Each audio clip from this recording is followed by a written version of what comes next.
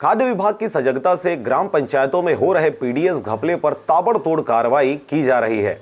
बीते दिनों ग्राम पंचायत सिमरचुआ व चीनू नवा गांव में रूटीन चेकिंग के दौरान खाद्य विभाग की टीम ने औचक दबिश देकर हो रहे घपले को उजागर किया।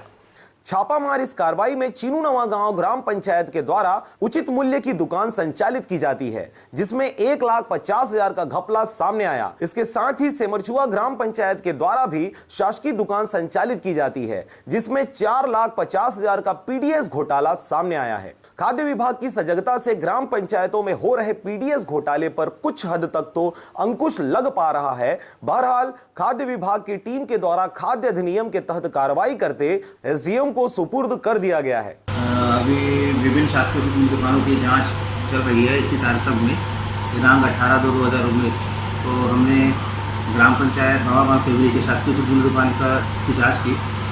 इसका संचालन ग्राम पंचायत द्वारा किया जा रहा है। यह एक रूटीन जांच थी।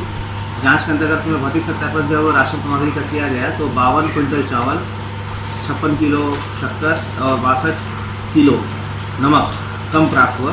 इकोनॉमी दर में इसकी कुल राशि बनती है 1,72,327 रुपये। इस प्रकरण को एसडीएम साहब के समक्ष प्रस्तुत कर दिया गया है।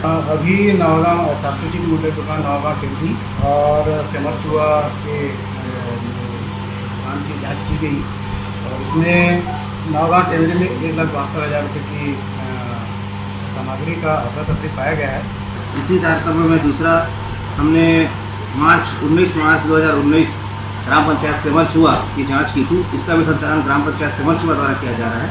भौतिक सत्यापन करने पर 123 क्विंटल चावल, 10.5 क्विंटल शक्कर और 11 क्विंटल नमक कम पाया गया, जिसकी इकोनॉमिक दर में कुल राशि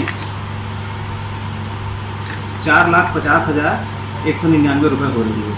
यह दोनों ही प्रकरण न्यायालय के समक्ष प्रस्तुत किए जा चुके हैं। इस पर कार्रवाई की जाएगी। बिल्कुल सघन रूप से समस्त सांस्कृतिक मूल्य दुकानों की जांच की जा रही है। जहाँ जहाँ भी अनियमितता पाई जाएगी उनकी किसी प्रकार की कार्रवाई की जाएगी।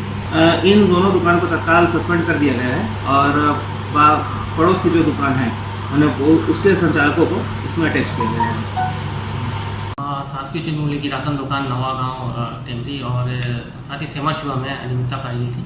उस संबंध में दोनों विक्रेताओं को नोटिस जारी किया गया था। उनका जवाब संतोषजनक न होने के कारण दोनों दुकानों को तत्काल प्रभाव से निलंबित कर दिया गया है और वसूली के लिए पंचायत राज अधिनियम की धारा 92 के तहत संबंधित एजेंसी को नोटिस